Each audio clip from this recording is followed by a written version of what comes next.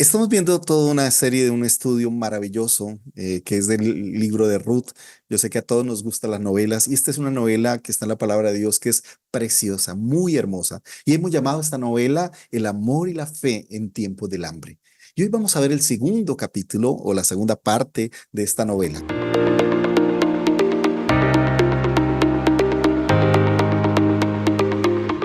Vamos a ver en este momento la segunda parte de este estudio sobre el amor y la fe en tiempos del hambre. He llamado a esta segunda parte el regreso. El verso 6 empieza diciendo, entonces se levantó con sus nueras para regresar de la tierra de Moab. Ahora, esta es una palabra que me parece muy importante, porque ¿qué la hace regresar? Y esta es una buena pregunta para pensar. ¿Qué la hace regresar? No la hace regresar alguien que le está esperando, no la hace regresar porque tiene allá un negocio. Y aquí encontramos que la palabra del Señor dice, porque ella había oído. Entonces nos da aquí la razón, dice, había oído en la tierra de Moab que el Señor había visitado a su pueblo dándole alimento. Algo elemental y maravilloso de esta historia es que vemos a esta mujer que oye la buena nueva. O sea, ¿qué le hace volver a escuchar la palabra de Dios? Y esto es muy importante porque la pregunta es, ¿qué oyes? A veces en momentos de dificultad, a veces en momentos de hambre, en momentos de desesperación, las únicas palabras que escuchamos son aquellas que ahondan el problema. Por ejemplo, una persona despechada, ¿qué escucha? Canciones de despecho. Y lo único que hacen es ahondar en su tristeza, ahondar en su problema. Pero esta mujer, que recuerden, estaba viviendo el momento más triste de su vida, la pérdida de su esposo, la pérdida de sus hijos, una mujer totalmente desamparada, allí en una tierra extraña, en una tierra que no era la tierra, no era su tierra, no era su pueblo, pero aún allí escucha la voz de Dios. Y yo creo que ese es el primer elemento de cómo retornar, de cómo volver, es cuando oímos la verdadera palabra que debemos escuchar. Porque la vida es el resultado de lo que tú oigas. Recuerden que el primer hombre y la primera mujer perdieron toda la bendición de Dios. ¿Por qué? Porque escucharon la voz equivocada. ¿Recuerdan lo que el Señor le dijo a la mujer? Por cuanto oíste la voz de la serpiente. La pregunta es, ¿qué voz estás escuchando? Porque parecería que las únicas voces que escuchamos son las voces del mundo, voces de derrota, voces de tragedia, voces que lo único que hacen es hablar mal y ahondar el problema de nuestra nación. Pero aquí, esta mujer nos enseña que no importa dónde estemos, que no importa lo duro que estemos pasando, siempre hay una palabra de esperanza, siempre hay una palabra que viene de parte de Dios, que es respuesta. El tema no es que Dios no hable, claro que Dios habla. El tema es que no hay alguien que esté dispuesto a escuchar esa voz.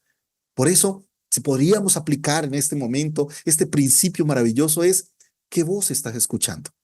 ¿Voces que sencillamente alimentan tu desgracia? ¿O como esta mujer, como Noemí, en medio de su tristeza, no perdió su capacidad para escuchar el mensaje de Dios, la noticia de la buena nueva? Y por eso, ¿qué la hace regresar? En primer lugar, el escuchar esa voz de Dios, el escuchar esta buena noticia que hay un Dios que ha visitado a su pueblo. Wow, y esa es una expresión tan hermosa. Ese Dios que nos visita, ese Dios que en su misericordia está ahí para decirnos, yo no me he olvidado de ustedes y los visito. La noticia que ella escucha le trae esperanza. Esa noticia despierta su alma. Dice, es una buena noticia.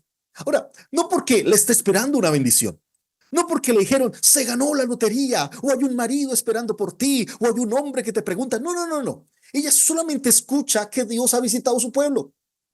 Y es eso lo que la hace traer esperanza. Es eso lo que ella despierta ese corazón para decir, yo necesito esa visitación de Dios sobre mi vida. Por eso esa noticia despierta su alma en medio de la tragedia. Lo otro es que la noticia la pone otra vez en contacto con el Señor. Una mujer que estaba en un pueblo extraño, alejada del lugar que el Señor quería para ella, pero aún ahí le dice, ¿sabes qué? Yo necesito recordar que lo más importante, la mejor noticia, es que hay un Dios que está visitando a su pueblo y yo soy parte de su pueblo. Yo soy parte de su heredad. Y por eso esa noticia la hace otra vez volver al Señor. Ya el hecho de escuchar un mensaje del Señor hace que ella reflexione y diga, wow, yo necesito buscarlo a Él. Otro elemento interesante es que ella ve ese Dios de misericordia, ese Dios que visita a su pueblo, ese Dios que tiene compasión de sus hijos. Y otro elemento es ese Dios que provee. Dice, ha visitado su pueblo. ¿Para qué? Para traer pan, para traer alimento, para traer provisión. Entonces es un Dios de misericordia, un Dios proveedor. Y es ese elemento de Dios que hace que para ella sea tan significante. Lo segundo es que no solamente ella recibe la noticia, sino hay algo que me llama la atención, es que ella comparte la noticia. Miren lo que dice el verso 7. Dice, salió pues del lugar donde estaba y sus dos nueras con ella y se pusieron en camino para volver a la tierra de Judá. Es interesante porque ella no vuelve sola. Recuerda, el versículo anterior dice que ha visitado a su pueblo. Y recuerden, sus nueras no eran del pueblo de Israel. Así que ella, en primer lugar, las invita también. Digo, regresemos. El Dios que yo creo, el Dios que yo conozco, el Dios al cual yo sirvo, está visitando su pueblo. Y esa noticia la lleva a que comparta. Y esto es muy interesante y muy hermoso. Porque cuántas veces hemos escuchado palabra de Dios y nos quedamos con ellas y las guardamos solo para nosotros. Esta mujer escucha la palabra y comparte con sus nueras la palabra. Y en primer lugar, pues las invita a acercarse a ese Dios que está visitando para traer y para proveer alimento. Lo que escucha de Dios, como les dije, lo comparte. O sea, no se guarda, no se queda con ello, sino que lo comparte. Lo otro es que ella hace algo hermoso y es que bendice a sus nueras. Dice así, y Noemí dijo a sus dos nueras, id, volveos cada una a la casa de vuestra madre. Pero no solo las despide diciéndole, váyanse, no hay lugar para ustedes, sino mire cómo las despide, no, que el Señor tenga misericordia de vosotras, como vosotras la habéis tenido con los muertos y conmigo. Que el Señor os conceda que hayáis descanso, cada una en la casa de vuestro marido. Mire, esto es precioso, es precioso. Ahora, ¿por qué me parece muy lindo? Porque recuerden, esta era una mujer triste. ¿Qué uno esperaría de una mujer que perdió a su esposo, que perdió a sus hijos? ¿Qué uno esperaría? Amargura. Uno esperaría tragedia. Uno esperaría dolor. Uno esperaría a una mujer angustiada que dice, ya la vida no tiene sentido, ya para qué buscar a Dios, mire cómo Dios me ha abandonado. O sea, uno esperaría de ella una mujer que lo único que sale de su corazón, ¿qué es? Tristeza, abatimiento, amargura, rabia, depresión. Pero aquí, ¿qué me sorprende? Una mujer que en medio de su tristeza bendice. ¡Wow! Sabes, hace algunos años, cuando yo me dedicaba a la música y era músico y cantante y me invitaban para serenatas y para algunos eventos, alguna vez me llegó una invitación que fue muy curiosa, porque esta invitación era para un funeral. Y claro, pues yo dije, bueno, ¿y qué canciones quieren para este funeral? No era la primera vez que asistía como músico a un funeral. Y me dijeron, no, las canciones que quieren son este. Mira una lista. Y todas eran de alabanza y de adoración. Y dije, wow, esto no, por favor, esto no es para un funeral. Y no voy a mencionar las canciones, pero estamos hablando de son canciones de júbilo, de alabanza, de gozo, de regocijo. Y me dijeron, mira, lo que pasa es que la persona que falleció es una chica que murió de cáncer. Y esta chica ya estaba preparada para este día, para este momento. Y ella lo escuchó a usted cantar, ella asistió a alguno de sus conciertos, las actividades que hacía en la iglesia. Y entonces me dijeron, no, mira, es que ella preparó y ella quiere que este día no sea de tristeza, sea de júbilo, sea de alabanza. Y por eso escogió todo un repertorio de las canciones que a ella más les gusta y quiere que tú la cantes. Y dije, bueno, ok, es algo extraño, pero yo voy. Y cuando llegué, el lugar estaba completamente lleno, impresionante. Pero lo que me llamó la atención es que a un lado estaban ahí enfermeras, estaba el médico, estaba un montón de personas que eran del hospital o de la clínica donde ella estuvo sus últimos días y horas. Y ellos estaban ahí acompañando ese momento. Y alguna vez, en un momento, se me acercó una de las enfermeras y nos dijo, mira, esta mujer fue increíble. Todos mirábamos la escena y creíamos que ella era una mujer triste, angustiada, pero no, ella todo el tiempo estaba con una sonrisa, estaba alegre, adoraba al Señor, cantaba. Y entonces, claro, eso nos contagiaba, porque ¿cómo era posible que una mujer que estuviera viviendo esa circunstancia tan dolorosa, tan triste, esté celebrando de esa manera? Y decía, mire, estamos aquí porque definitivamente vimos la gracia y la gloria de Dios en ella. Y ella nos enseñó un Dios mucho más allá del milagro, un Dios mucho más allá de una sanidad, un Dios que es nuestro gozo en medio de la tristeza.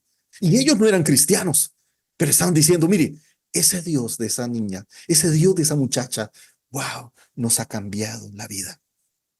Y yo creo que esa es la experiencia extraordinaria. Una mujer que en medio de su amargura más profunda, en medio de la pérdida más profunda, tiene la capacidad de bendecir, tiene la capacidad de que sus labios broten bendición, que sus labios broten esperanza, que sus labios broten palabras de alivio, de salvación. Porque parecería que justificamos nuestras amarguras por las cosas que nos han pasado. Y como dice una canción antigua de la competencia, no soy rebelde porque el mundo me cambió. Y parecería que como yo he vivido situaciones difíciles, tengo todo el derecho a votar amargura. ¡Wow! Esta mujer nos enseña que aún en la situación más difícil de su vida, tú puedes bendecir. Porque uno esperaría bendición del que está bien, bendición del que está próspero. Pero qué lindo escuchar que podemos tener esa capacidad de transformar nuestro dolor, de transformar esas circunstancias difíciles en bendición para los que nos rodean. Y por eso ella, a pesar de su condición, no bendice, invocando al Señor, no que el Señor le bendiga. Qué lindo es. Unas reflexiones de esto. La primera es que fe primero significa aprender a escuchar la voz de Dios. Recuerden, ¿qué dice la palabra? La fe viene por el oír la voz de Dios. Entonces, fe significa esa capacidad de aprender a escuchar a Dios en medio de las desgracias, en medio de los momentos difíciles. Fe significa seguir escuchando la voz de Dios, aun cuando las circunstancias solo hablen de tragedia, solo hablen de derrota. Yo sé que mucha gente le habría dicho, qué mujer tan desgraciada. Esa mujer está salada. No, ¿cómo es posible? Qué mujer tan de malas. Pero qué interesante que fe es poder escuchar la voz de Dios, aún en medio de voces que quieren opacarnos, que quieren dañarnos, que quieren mantenerlos en la desgracia. El otro elemento hermoso es que fe también es volver a la voluntad de Dios. Mire, esta mujer no está regresando a una tierra, a un empleo, no está regresando a un marido. ¿A qué está regresando? Al lugar donde nunca debió salir. Porque a veces venimos por un interés particular. Venga, porque el Señor está trayendo sanidad. Venga, porque el Señor está prosperando. Venga, y parecería que ponemos como un caramelo, ponemos algo atractivo. Te espera un milagro, te espera un marrano, perdón, un marido. No mentiras. Te espera esto o aquello. Mira, el Señor está repartiendo bendiciones. No, no, no, no, no. Ya no está regresando a nada. Ya simplemente está regresando a la voluntad de Dios. Y yo creo que ese es un elemento maravilloso. Porque fe es eso, fe es decirle, Señor, quiero regresar a tu voluntad. Por eso fe también significa reconocer mis errores. Regresar es eso. Regresar es reconocer que me equivoqué. Hay muchas personas que prefieren mantenerse en el error. Gente que no regresa. Gente que prefiere morir con la suya. Que prefiere quedarse en el Moab porque sabe que al volver tienen que aceptar que se equivocaron. Al volver tienen que aceptar que cometieron un error. Y estamos en una sociedad que no acepta errores, que no acepta equivocaciones, que es más fácil buscar en otros los culpables. Vemos que nuestro presidente, con mucho cariño, cuando ve el problema con su hijo, su excusa ¿cuál es? Es que yo no lo crié. Porque siempre buscamos justificar nuestras decisiones y las acciones. Pero fe significa reconocer que estoy mal, reconocer mi bancarrota, reconocer que he fallado, que me he equivocado. Yo no he visto al primer político que diga, colombianos, me robé esa platica, colombianos la embarré. No, siempre es la excusa, fue a mis espaldas, yo no me enteré, es que yo no sabía, eso fue la oposición, eso son críticas, eso es un ataque blando. No, no, no, por favor, se necesita fe para poder aceptar que nos hemos equivocado. Se necesita fe para asumir esa misma actitud que asume Noemí, diciendo, me equivoqué, cometí un error.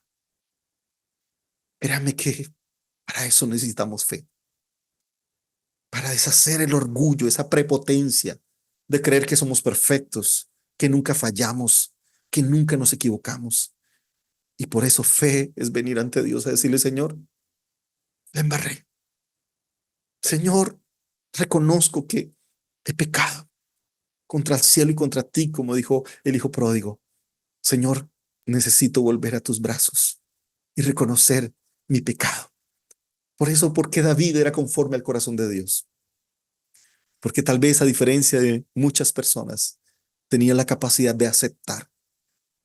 David jamás se disculpó. No dijo, pero ¿cómo es posible que el hombre propone y la mujer dispone? No, no, él no se justifica ni con ella, ni con el marido, ni con suposiciones que yo soy el rey y los reyes hacen eso.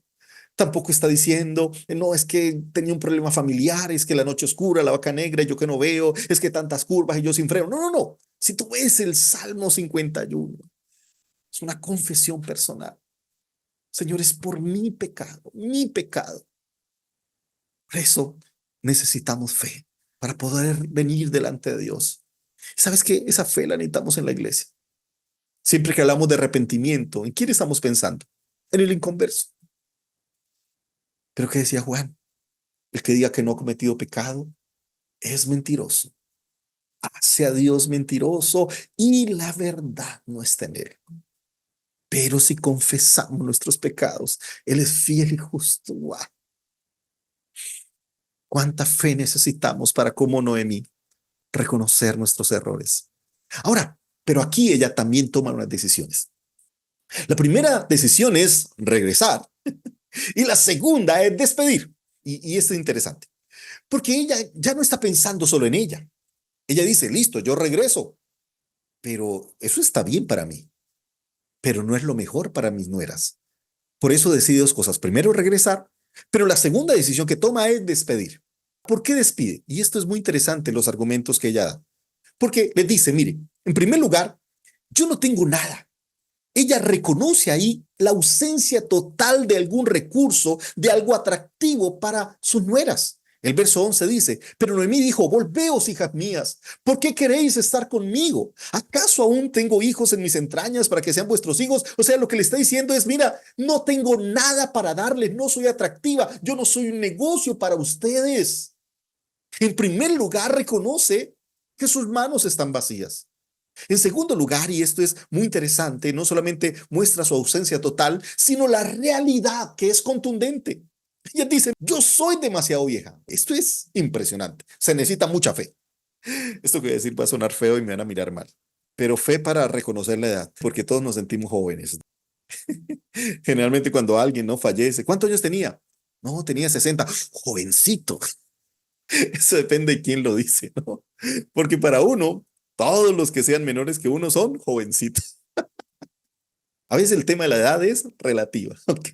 Pero si hay algo que nos cuesta, es aceptar que el tiempo ha pasado. Se cuenta la historia de un muchacho que estaba ahí sentado en el bus público y en eso se suben dos señoras. Y entonces miran al muchacho que no se levanta para darles el puesto a ellas y una de ellas da una frase así irónica y dice, se acabaron los caballeros. Y el muchacho le responde, no señora, todavía hay caballeros, lo que no hay es puestos. Y entonces ella entra en el diálogo y le dice, no, es que un verdadero caballero daría el supuesto a una dama. Sí, qué palabra, ¿no? Esa es mucho más profunda. Y entonces él muy inteligente le dice, ok, tiene toda la razón. Yo voy a ceder el puesto a la mayor de ustedes dos. La que sea mayor, que se siente. Y sabes que ninguna se sentó, porque nadie quería reconocer, o ninguna de las dos quería reconocer que era mayor que la otra.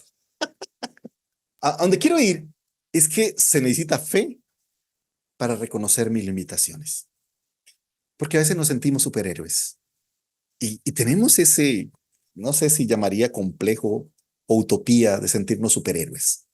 Yo puedo hacerlo, yo soy capaz, yo viajaré. Ay, Santiago decía, deje ese orgullo. ¿Por qué no dice más bien si Dios quiere? Porque somos simplemente una neblina, pero a veces nos sentimos más fuertes. Y si somos usados por Dios, y si tenemos un ministerio, nos creemos superhéroes en la cabeza. Por favor, ¿qué estamos haciendo? ¿Sabes? Se necesita fe para reconocer mi realidad. Hay una palabra hermosa del apóstol Pablo que decía, Él ha puesto la excelencia y su gloria en vasos de barro. Jamás Pablo se vio como un superhéroe. Tanto así que él decía, me gloriaré en mis debilidades. ¡Wow! para que repose sobre mí el poder de Cristo. Uy, no. Hay que tener fe para esa posición, para reconocer que somos limitados. Porque parecería que 5 centímetros de conocimiento ya me da un estatus, un orgullo. Una vez que adquiero una credencial, ya me hace caminar diferente, actuar diferente, moverme diferente. ¿En serio? ¿En serio? Seguimos siendo vasijas de barro, tan frágiles, tan vulnerables. Ahora, pero sigamos. Otro elemento de su discurso es que ella habla de una lógica que tiene toda la coherencia posible, ¿sí? Yo le llamaba una lógica inconmovible. ¿Por qué? Mira lo que dice acá. Verso 12. Si dijera que tengo esperanza y aún tuviera un marido esta noche y también diera a luz hijos, ¿esperarías por eso hasta que fueran mayores? ¿Dejaríais vosotras de casaros por esos? No, hijas mías, porque eso es más difícil para mí que para vosotros. O sea, lo que ella está diciendo en resumen es, mira, yo no tengo ningún futuro para ustedes. Yo no represento ningún futuro. De verdad no tengo nada que darles. Es más, si en este momento decidiera hacerlo y tener un hijo, pues eso no es ninguna lógica para ustedes. Lo interesante es lo que sigue, ¿no? Porque dice el verso 14. Y ellas alzaron sus voces y lloraron otra vez. Orfa entendió el argumento. Orfa entendió lo que Noemí estaba proponiendo. Dice, besó a su suegra, pero Ruth se quedó con ella. Wow. Y esto es lo lindo de la palabra, que la palabra nos sorprende. ¿Por qué? Porque aquí uno esperaría que las dos regresáramos. Por favor, están todos los argumentos, está toda la coherencia de una decisión. Pero sencillamente nos encontramos con una sorpresa. Y quiero enfatizar esto. Esto es una sorpresa impresionante. Porque aquí, mientras que Orfa actúa por la lógica coherente, lógica racional, resulta que Ruth no se queda por la lógica. Ruth se queda por la fe. ¿Y qué podemos encontrar aquí? Otra vez, una mujer que actúa por lógica, porque es razonable, devolverse lo más lógico, lo más sabio, lo más prudente, lo más razonable. Pero aquí Ruth no se queda porque sea lógico. Es más, solamente Ruth se queda por la fe. Wow. ¿Qué está viendo Ruth? Ruth está viendo al Dios de misericordia, a ese Dios que también es esperanza para ella. Aunque no tiene ningún sentido lógica, pero ella dice, no importa, ese mismo Dios que es esperanza para mi suegra, es esperanza para mí. Por eso dice, pero Ruth dijo, no insistas, wow, que te deje. O que deje de seguirte, porque a donde tú vayas iré yo, donde tú mores moraré, tu pueblo será mi pueblo y tu Dios mi Dios, donde tú mueras allí moriré, allí seré sepultada. Así haga el Señor conmigo y aún peor, si algo, mire esto que dice, excepto la muerte, nos separa. Esa frase, así haga el Señor conmigo y aún me añada, o aún peor, es una frase que se conocía como un pacto autoimprecatorio, o sea, que el Señor me mate si no te cumplo. Uno ve mucho en la Biblia, muy repetido la frase eso, ¿no? Así me haga Dios y me añada, o así me hagan los dioses y me añadan. Y para entender eso, cómo era un pacto, es que el pacto tenía dos elementos, ¿no? Una ceremonia y una invocación. La ceremonia es como la que hizo Abraham. ¿Recuerdan cuando el Señor dice que pide que parta unos animales? ¿Recuerdan? Sí, que tomó unos animales y los partió. Y dice la Biblia que después él vio como una antorcha encendida pasa en medio de los animales. ¿Sí? ¿Recuerdan? Dice, aquel día el Señor hizo pacto con Abraham, diciéndole que a la descendencia le daría esa tierra. Entonces, ¿qué es un pacto? Como les dije, era una ceremonia que se hacía tanto como ceremonia o una invocación. Entonces, una persona que entraba en un pacto, lo que hacía de eso, dividir un animal y pasaba por en medio del animal diciendo, así me haga Dios, o sea, que el Señor me mate si no te cumplo.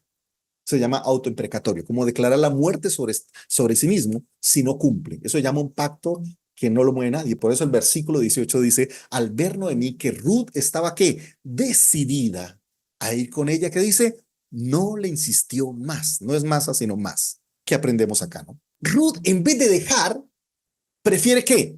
Convertirse. Y aquí vemos el testimonio de una conversión espectacular. Como le digo, espectacular. Y aquí hay cosas que llaman la atención. En primer lugar, Ruth se convierte a un prójimo que no tiene ningún futuro para ella. Ella dice, donde tú vayas, iré yo. No dice, cuando sea rica, me enriqueceré. No dice, donde tú mueras, moriré. O sea, yo no te voy a dejar, aunque tú no tengas nada para mí. No está diciendo, y tú me vas a pagar, y cuánto es el salario, y cómo vamos ahí, y qué me puedes dar. No, no, no. Mire, ella está convirtiéndose a un prójimo que no representa absolutamente nada para ella. Wow. Necesitamos esas conversiones, porque hoy mucha gente busca a Dios por interés. Pero esta mujer está convirtiéndose en un prójimo que no hay ningún futuro, que no representa nada. Segundo, dice, tu pueblo será mi pueblo. Ella decide convertirse a una comunidad que no le está invitando. No es que los judíos mandaron una carta, Ruth, queremos que seas parte de nuestro pueblo. No, nadie le está invitando. Es más, su propia suegra le está diciendo, no vengas. Pero ella dice, a partir de ahora, tu pueblo es mi pueblo. Wow. Y usted conoce a los judíos. Los judíos son demasiado excluyentes. ¿Cómo llaman los judíos a los gentiles? Perros. ¿Recuerdan cuando había una mujer sirofenicia que clamaba por la sanidad de su hija Jesús? ¿Qué dijeron los discípulos? Échala, despídela. Mire la actitud que tienen. Nunca le dicen, oh, Señor, atiéndela, ora por ella. No, no, no, échale. Qué fastidio, qué señora tan cansona. Esto era un judío. ¿Por qué Jonás no quería predicar en Nínive? Porque odiaban los gentiles, los odiaban.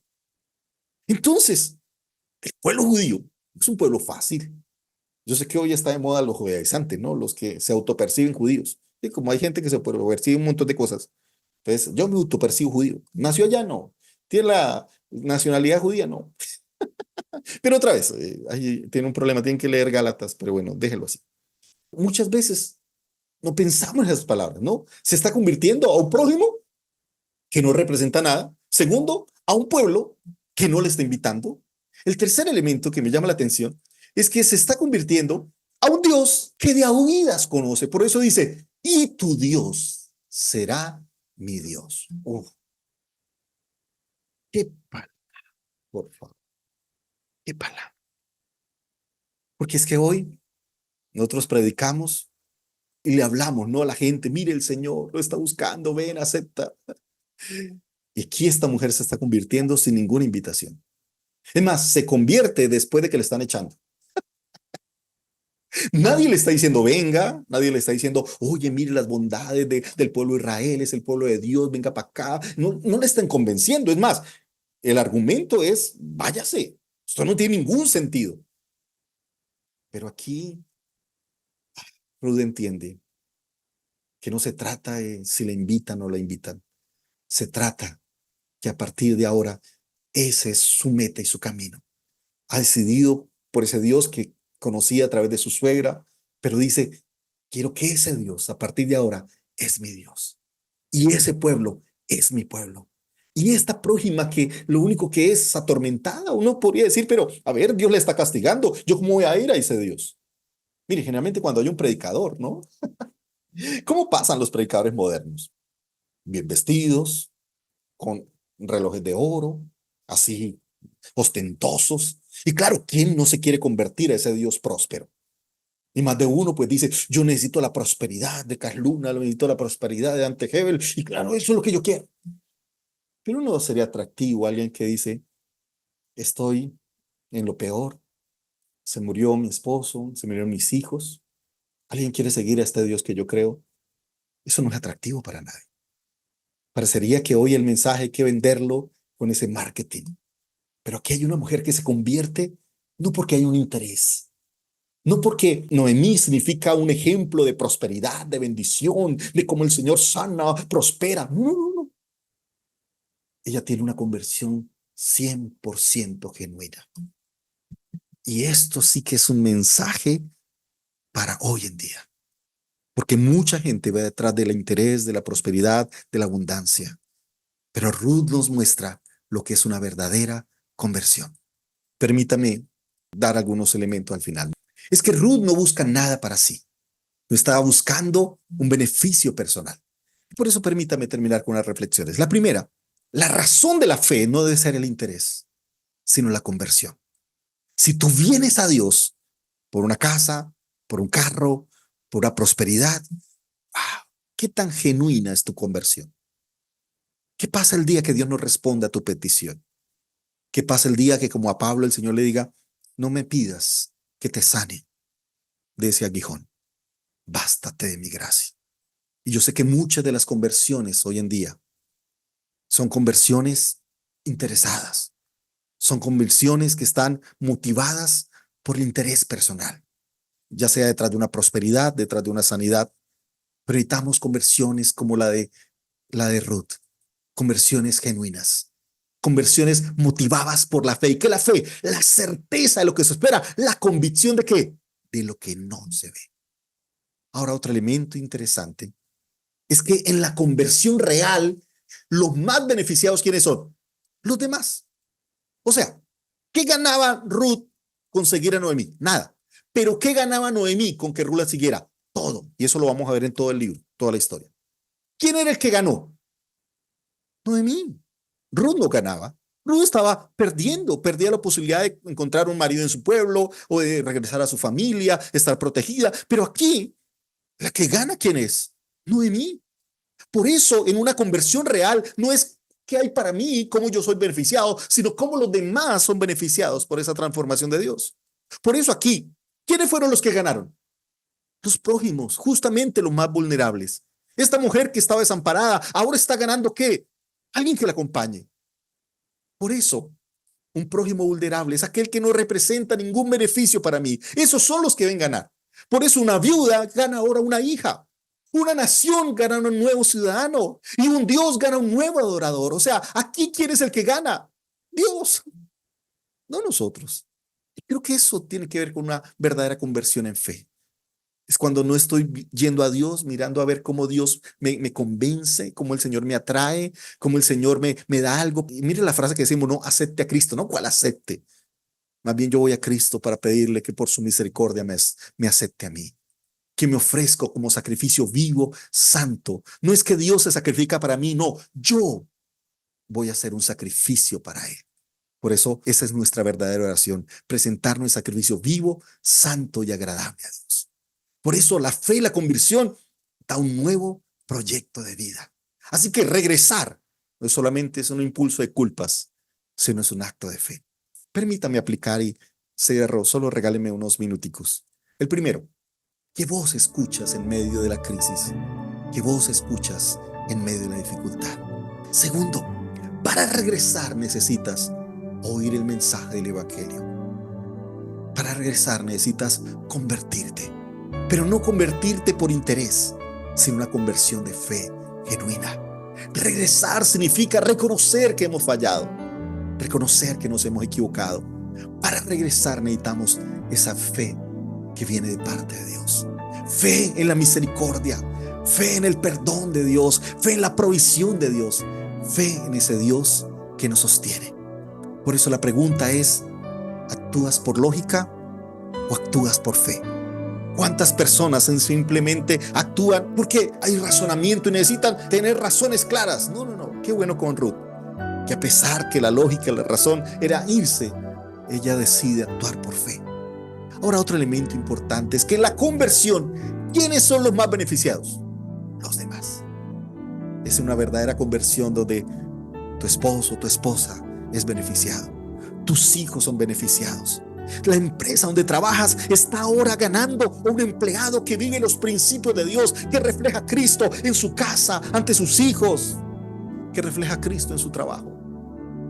Que por fin este marido ama a su esposa como Cristo. Por eso alguien convertido, un esposo convertido, es una bendición para la familia. Una persona convertida es una bendición para la ciudad, para el país. Porque encuentran personas con temor de Dios, que no dañarán, que no afectarán. Por eso la pregunta, ¿puedes decir que te has convertido? ¿Quiénes han sido beneficiados en tu conversión? No, yo he sido beneficiado. Wow. Entonces, ¿qué tan genuina es tu conversión? Porque una conversión como la de Ruth es donde los demás son beneficiados, no solo yo. Por eso quiero invitarte que oremos un momento. Señor, gracias por tu palabra. Gracias por recordarnos lo que significa realmente la fe.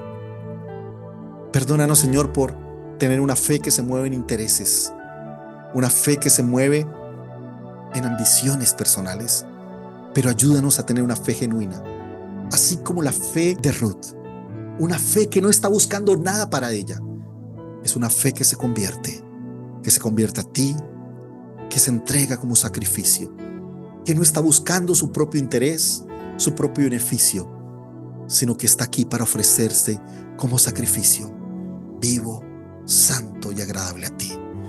Señor, ayúdanos a ser verdaderos adoradores, no adoradores de palabras, sino personas que como Ruth ponen su vida como instrumento, como sacrificio para Dios.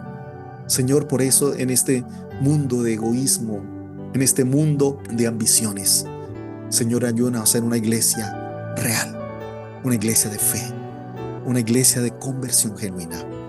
En el nombre de Jesús. Amén.